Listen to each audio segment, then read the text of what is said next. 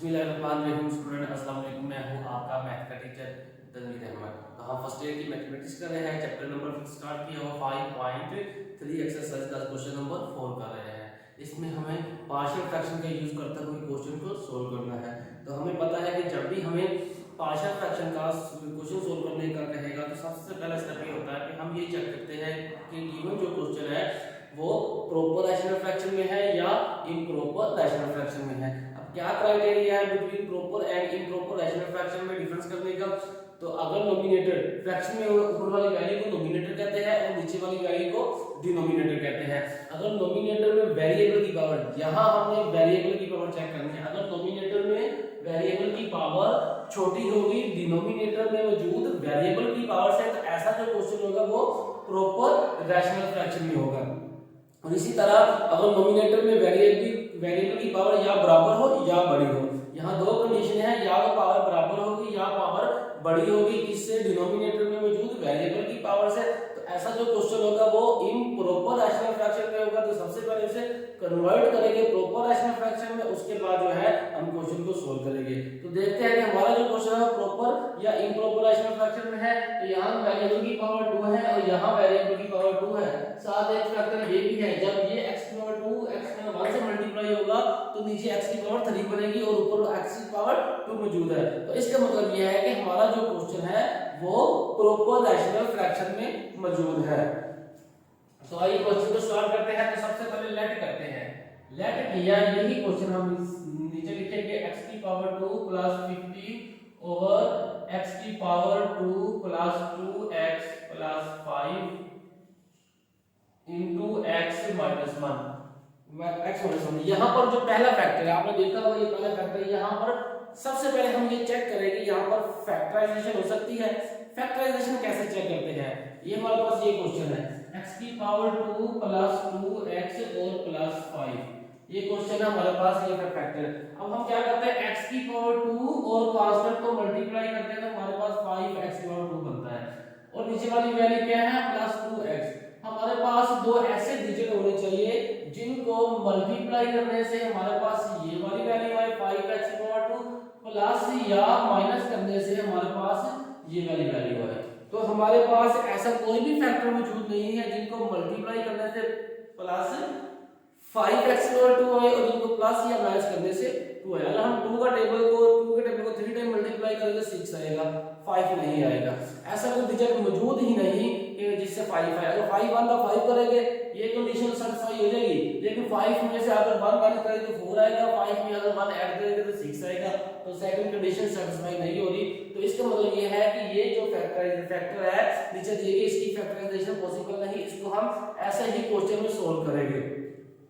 तो हमें पता है कि जब x की पावर 2 होती है तो हम इसके साथ दो कांस्टेंट जो है इंट्रोड्यूस करवाते हैं और पहले कांस्टेंट के साथ हम वेरिएबल लिखते हैं। ये दो कांस्टेंट इंट्रोड्यूस करवा के इसके नीचे ये फैक्टर लिखेंगे x की पावर 2 प्लस 2x और प्लस 5। उसके बाद प्लस लगाएंगे, फिर आएगा c, एक नया फैक्टर। यहाँ x की पावर 1 है इसलिए यहाँ पर एक फैक्टर, एक कांस्टेंट जो है इंट्रोड्यूस करवाए और इसके इक्वेशन नंबर 1 का नाम दे दिया।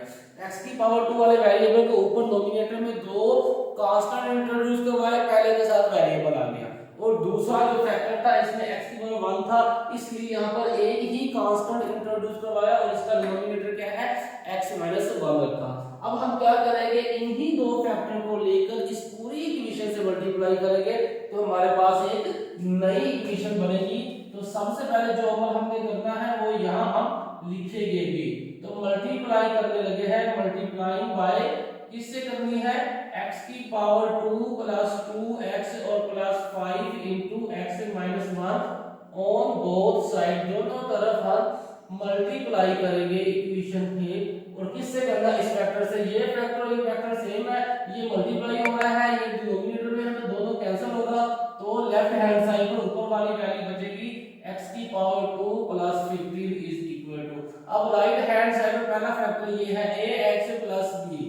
अब ये और ये बिल्कुल सेम है, ठीक है, ये वाला और ये सेम है, ये कैंसिल हो जाएगा, ये फैक्टर बचेगा और ये मल्टीप्लाई होगा पहली वैल्यू के साथ। उसके बाद प्लस है, प्लस लगा दिया c, अब ये और ये दोनों फैक्टर सेम है, कैंसिल हो जाएंगे, ये फैक्टर बचेगा, ये फैक्टर मल्टीप्लाई होगा c के साथ, x की पावर 2 प्लस 2x और प्लस 5, और इसको इक्वेशन नंबर हम 2 का नाम देंगे अपने, इसे इक्वेशन नंबर 2 का नाम देंगे।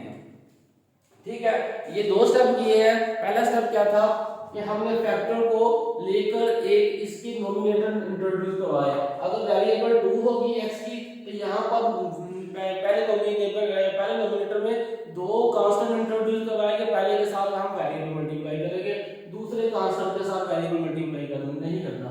x की पावर 1 है तो इसका नोमिनेटर इसका नोमिनेटर जो होगा वो एक कांस्टेंट होगा, डिनोमिनेटर में यही फैक्टर आएगा। फिर इन्हीं दो फैक्टरों को इस पूरी इक्वेशन से मल्टीप्लाई किया तो हमारे पास एक नई इक्वेशन आ गई। अब x की पावर 1, यहाँ x पावर 2 है, यहाँ x पावर 1 है, x की पावर 1 वाला हम फैक्टर लेंगे, इसे इक्वल टू 0 रखेंगे और यहाँ से हमारे पास x की वैल्यू आएगी।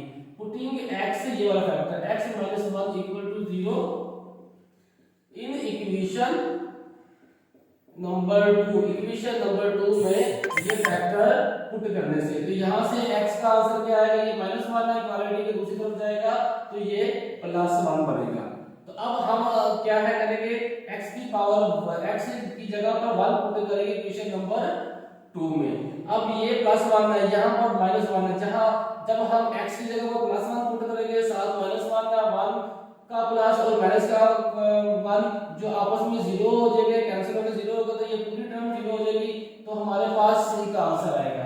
तो लेफ्ट हैंड साइड पर x की जगह पर 1 पुट करेंगे, x की पावर 2 है तो 1 की पावर 2, उसके बाद 15 ये आ गया, ये फैक्टर 0 हो गया क्योंकि ये 1 है, x की जगह 1 पुट करेंगे, साथ -1 ये 0 2, जब ये इसके साथ मल्टीप्लाई होगा तो ये भी 0 हो जाएगा। अब c आएगा, c इनटू x की पावर 2 मतलब 1 की पावर 2, 2x मतलब 2 into 1, उसके बाद +5 आएगा, ये आएगा 1 की पावर 2 1 के बराबर प्लस 15 आएगा is equal to c into 1 का स्क्वायर 1 ही आएगा, 2 1 का 2 प्लस 5 आएगा यहाँ पे। 15 और 1 16 इज इक्वल टू 5 और 6 6 और 2 8 c, तो दोनों तरफ हम क्या करेंगे 8 से डिवाइड करेंगे तो हमारे पास c का आंसर आएगा। c का क्या आंसर आएगा, c इज इक्वल टू 2 और 8 1 का 8 8 2 का 16, तो c का आंसर आ गया हमारे पास 2। अब हमारे पास यहाँ पर एक फैक्टर था जिसकी पावर वेरिएबल की 1 थी, ये पावर 2 है तो पावर 2 का हम यूज नहीं करेंगे, यहाँ पर दो वैल्यू होती है इसलिए हम यहाँ पर यूज नहीं करेंगे। अगर यहाँ पर फैक्टर ax की पावर 1 का कोई और होता तो ये प्रोसीजर हम सेम रिपीट करते तो हमारे पास जो दो कांस्टेंट a और b इन दोनों में से कोई एक का आंसर आया था। अब हमारे पास कोई फैक्टर मौजूद नहीं, इसलिए हम क्या करेंगे, इसको मजीद हम ये स्टेप रिपीट नहीं कर सकते, तो हम क्या करेंगे, अब इक्वेशन नंबर 2 को सिंपलीफाई करेंगे। यहां लिखेंगे rewriting equation number 2, equation number 2 को मजीद हम सिंपलीफाई करेंगे। तो क्या है, ये लेफ्ट हैंड साइड ऐसी करेंगे, x की power 2 plus 15 is equal to, ये x से मल्टीप्लाई होगा तो ax की पावर 2, ax -1 से मल्टीप्लाई होगा तो -ax। अब ax दोनों वैल्यू से मल्टीप्लाई हो चुका है, ax को छोड़ देंगे, प्लस b को मल्टीप्लाई करेंगे x के साथ तो ये बनेगा प्लस bx। अब प्लस b को मल्टीप्लाई करेंगे -1 के साथ तो -b आएगा। अब ये मल्टीप्लाई हो चुका है, उसके बाद प्लस का साइन है, प्लस का साइन लगा दिया, c को अंदर वाली वैल्यू के साथ मल्टीप्लाई करेंगे तो ये cx की पावर 2 प्लस 2cx और प्लस 5c आ गया। अब हम क्या करेंगे, x की पावर 2 वाली वैल्यू को इकट्ठा रखेंगे, x की पावर 1 वाली वैल्यू को इकट्ठा और कांस्टेंट को इकट्ठा करेंगे, तो x की power 2 plus 15 is equal to ax की पावर 2 प्लस cx की पावर 2, ये दोनों x की पावर 2 दोनों इकट्ठा किया। अब उसके बाद x की पावर 1 वाली का नंबर आएगा तो -ax प्लस bx, ये दोनों x की पावर 1 थी और उसके बाद ये है x की पावर 1 और 2cx आएगा। उसके बाद हम कांस्टेंट लिखेंगे जिसके साथ x में जोड़ नहीं, -b आएगा और फिर हमारे पास आएगा प्लस 5c आएगा। इसके अलावा ऐसी कोई वैल्यू नहीं जिसके साथ x नहीं। तो अब यहाँ से क्या चीज कॉमन आ रही है, x की पावर 2 कॉमन आएगी, x की power 2 is equal to plus 50 is equal to a plus c into x की power 2 plus minus a plus b और प्लस 2c इंटू एक्स आएगा।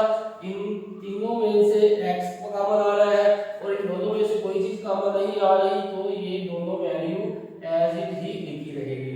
अब हम क्या करेंगे, यहाँ लिखेंगे by comparing coefficient, by comparing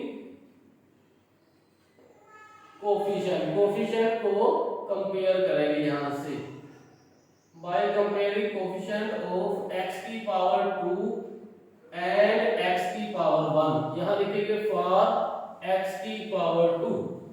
अब लेफ्ट हैंड साइड पर x की पावर 2 ये वैल्यू मौजूद है और इसका कोफिशिएंट क्या है 1, तो यहाँ 1 लिख दिया, उसके बाद इक्वालिटी। और राइट हैंड साइड पर x की पावर 2 है, इसका कोफिशिएंट क्या है a प्लस c।